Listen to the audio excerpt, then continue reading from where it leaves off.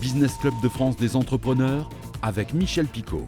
Soyez les bienvenus dans ce nouveau numéro du Business Club de France des entrepreneurs. Nous allons parler de coutellerie, de la gueule, nous irons à Thiers d'ailleurs. Nous parlons aussi de rugby, tiens.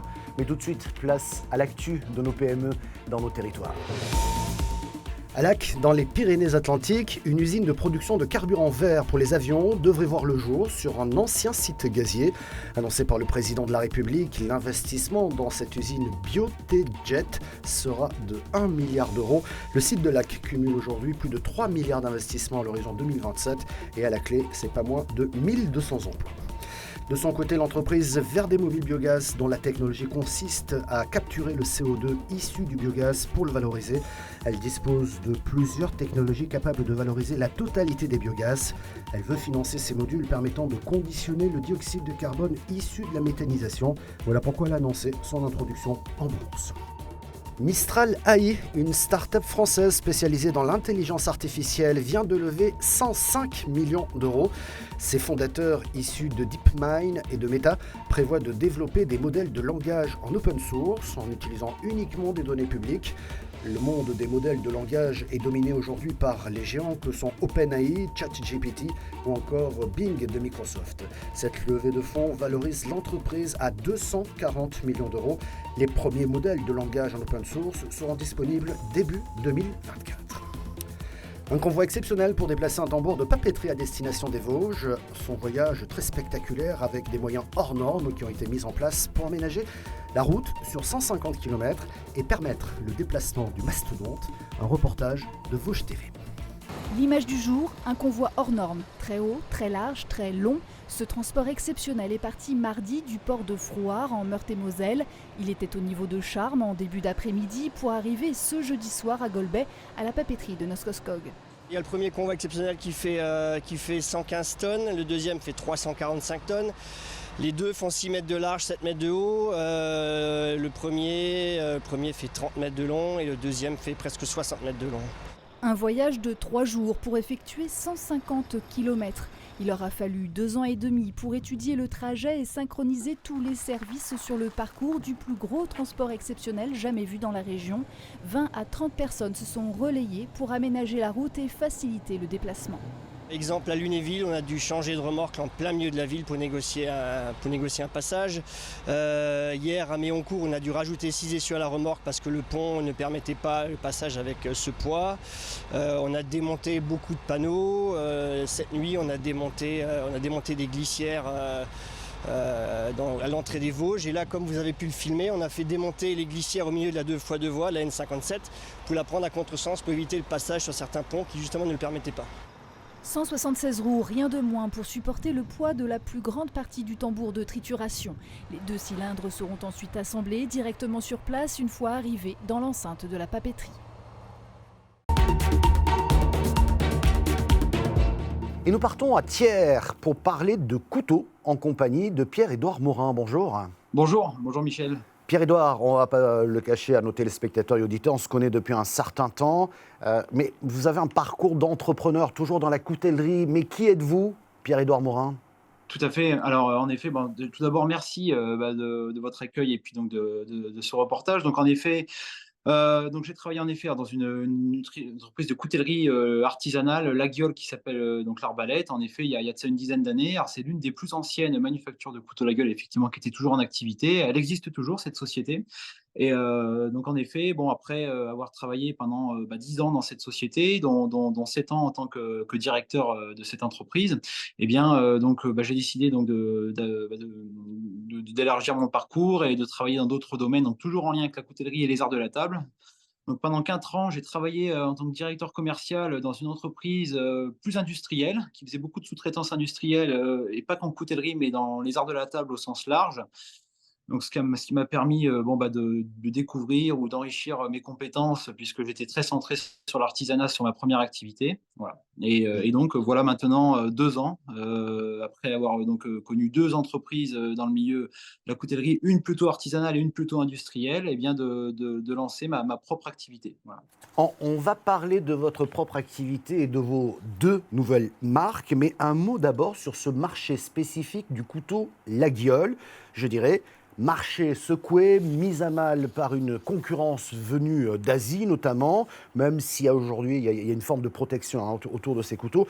Mais vous êtes lancé, vous, directement sur ce marché qui est un peu compliqué quand même. Alors, en effet, bon, je pense que de toute façon, aujourd'hui, il n'y a pas grand-chose de simple, de toute Oui, façon. c'est vrai. Mais non, alors non, mais tout simplement, parce que bon, moi j'ai déjà un attachement, par rapport à ma région, l'Auvergne, par rapport au territoire dans lequel je travaille. Je suis vraiment engagé, sur cette démarche de fabrication française parce que je pense qu'elle a du sens et je pense qu'elle va avoir de plus en plus de sens dans les années à venir, par rapport à tous les problèmes qu'on peut rencontrer au niveau du dérèglement climatique, le la fabrication et la consommation sur place du produit fabriqué localement, ça fait partie, d'une des solutions, et également, aussi par rapport à des enjeux, enfin bon, modestement, mais partout en France, enfin je veux dire à des enjeux sociétaux, la réindustrialisation, la relance de la fabrication locale, c'est aussi, des millions, ou du moins des centaines de milliers d'emplois qui ont été, supprimés au fil des années et des décennies et aujourd'hui on voit bien qu'on a un grand problème de société, au sens large et l'une des réponses aussi à ce problème, c'est de relancer une industrie conséquente dans notre pays qui permettra aussi de redonner du travail un petit peu à tout le monde, ce qui n'est pas le cas aujourd'hui. Mais au-delà du Made in France, il faut faire du business et donc trouver sa place et je dirais son bon positionnement. Nous, en effet, on a pris ce positionnement Made in France, hein, ce qui est très important pour nous. Donc, par rapport à ça, au niveau du business, alors bien que les problématiques parfois de coûts sur les produits manufacturés en France peuvent aussi avoir un impact, mais aujourd'hui, le Made in France a clairement le vent en poupe et je pense qu'il aura le vent en poupe de plus en plus dans les années à venir. Et en effet, on est parti sur des cibles, sur des segmentations de marché très, très ciblées. C'est-à-dire qu'en effet, moi, avant, j'ai travaillé dans le domaine du laguiole, qui était très, très large, qui n'était pas spécialement protégé vous avez des produits d'import, qui viennent de Chine et du Pakistan qui sont, marqués laguiole, donc il n'y avait pas de protection par rapport à ça. Donc nous, on est parti sur des niches, vraiment sur des niches et l'idée, c'est de devenir, entre guillemets, «référent» sur des niches. Donc on a créé 2 concepts. Il y a un concept sur le thème du rugby. On a croisé le monde du rugby et des arts de la table et on a créé un concept qui s'appelle Ovalie. Donc, c'est un concept marqué de convivialité et en fait, nous avons, créé toute une collection de produits, de couteaux, mais également d'articles tels que des planches à barbecue, à saucisson, guillotine à saucisson, sommelier, sous-verre, décapsuleurs, enfin toute la palette et tous ces produits donc sont, avec des formes, et des petits clins d'œil au rugby et surtout, c'est qu'au fil du temps, de nos développements commerciaux, nous avons tissé des partenariats forts avec des référents du marché. C'est-à-dire qu'aujourd'hui, on est fournisseur de plus de la moitié des clubs du top 14, hein, à qui nous produisons des produits en merchandising. Nous sommes également sous licence officielle 15 de France pour les 3 prochaines années, et notamment avec la Coupe du monde de rugby. Nous sommes également sous licence officielle sur certains produits pour l'événement Coupe du monde de rugby. Et enfin, nous sommes également sous licence et en partenariat avec une célèbre marque de textile qui s'appelle Eden Park, avec qui nous avons développé en collaboration une gamme art de la table hein, qui vient compléter la gamme Home qu'ils sont en train de développer. Voilà. Alors je voulais qu'on en parle de cette deuxième marque, le Coq Français. On reste dans l'univers du couteau et aussi du rugby quelque part. Le Coq Français, belle marque, un bon nom. Mais que proposez-vous par rapport à Ovalie? C'est différent. Alors, le coq français, de quoi s'agit-il? Donc, on est toujours effectivement dans un univers de coutellerie. Ce sont des couteaux de poche principalement. On est en train d'ouvrir un petit peu l'art de la table et la cuisine, mais principalement des couteaux de poche. Et là, on est sur un univers, c'est l'univers donc de l'art de vivre à la française, la culture française, l'histoire de France, les régions françaises. Et en fait, donc, nous avons une collection de couteaux avec des graphismes sur les manches et qui vont vous raconter l'histoire de votre région. C'est un peu la Madeleine de Proust de votre région, de votre histoire. Donc, typiquement, bah, voilà, vous êtes quelqu'un du Cantal, et bien, par exemple, vous allez pouvoir vous acheter un couteau avec les burons et les vaches du Cantal qui sont gravés sur le manche de votre couteau. Et ça se concrétise comme ceci. Voilà. Donc, vous avez Hmm. un couteau comme ceci, et là, vous allez retrouver un graphisme avec des burons et des vaches qui sont gravés voilà. Et donc de cette façon-là, eh bien, on touche, on va dire, les gens au cœur parce on raconte leur histoire, hein, voilà, encore une fois, bah, voilà, vous êtes, basque et ben, on va vous mettre une croix basque, et puis, on apporte aussi un service de personnalisation, c'est-à-dire avec de nombreux sites, historiques, touristiques ou bien, des boutiques. On va pouvoir leur développer un design en plus de nos collections standards qui sont spécialisées, personnalisées à l'effigie, de leur ville ou de leur région et en apportant un vrai service artistique. C'est-à-dire que, vous voyez, on allait bien au-delà du monde, du couteau, traditionnel. Dans notre équipe, au sein de notre entreprise, on a une graphiste qui va créer des véritables comme une toile, comme une peinture qu'on va aller graver ensuite sur le manche du couteau et qui raconte l'histoire de cette ville, de cette région, de ce monument, et ne pas graver, on va dire, de manière bête et brutale, comme sur un objet, on va dire, simple, on va dire, de publicité, juste un nom ou un logo. On va vraiment apporter une démarche artistique au produit, voilà. Qui dit retour des beaux jours, dit camping pour certains, qu'ils soient à la base de tentes, caravanes, camping-cars ou même mobil-homes. Cet art de vivre à la fois simple et authentique fait de plus en plus d'adeptes partout en Europe, et notamment en France, puisque le pays occupe la première place sur le marché de l'hôtellerie de plein air en Europe. Un reportage en Moselle de Moselle TV. Le cadre bucolique et l'esprit convivial du camping séduisent chaque année des millions de vacanciers à travers l'Europe.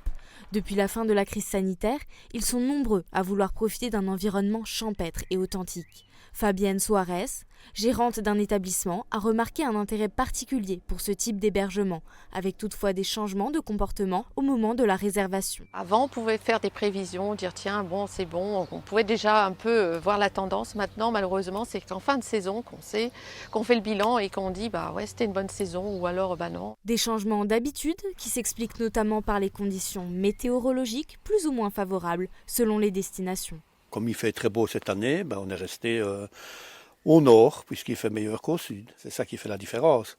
Si on va au sud et qu'on a des orages, autant de rester au nord avec de beaux soleils. Hein. En Moselle, la situation géographique et le climat tempéré favorisent le retour des campeurs étrangers et surtout de nos voisins, amoureux du calme, de la nature et des balades à vélo ou des randonnées. Cette année, nous avons eu le retour des Anglais.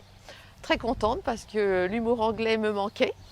Donc je suis très contente que les Anglais soient de retour. Nous avons une majorité de Hollandais et pas mal d'Allemands. Des touristes étrangers qui n'optent pas pour les mêmes raisons de camper que les Français, qui eux favorisent un certain confort à travers un logement en mobil-home. Ils veulent pas trop s'ennuyer en montant la toile de tente, alors que le Hollandais, ça ne le dérange pas du tout. Mais ce qui fait le charme du camping, c'est bel et bien sa proximité à la nature et le calme qui l'accompagne. Souvent un critère primordial dans un quotidien effréné. J'ai l'habitude d'habiter en ville et là au moins on est tranquille, il n'y a pas trop de bruit, on est un peu seul au monde. Et nul besoin d'aller bien loin pour un dépaysement des plus total et une coupure le temps de quelques jours. Merci d'avoir suivi cette émission que vous pouvez retrouver bien entendu comme chaque semaine en replay vidéo sur le site internet de votre télévision locale ou sur celui de l'émission. Nous sommes également diffusés à la radio et nous sommes également en audio podcast sur toutes les bonnes plateformes. Merci de votre fidélité, on se retrouve la semaine prochaine.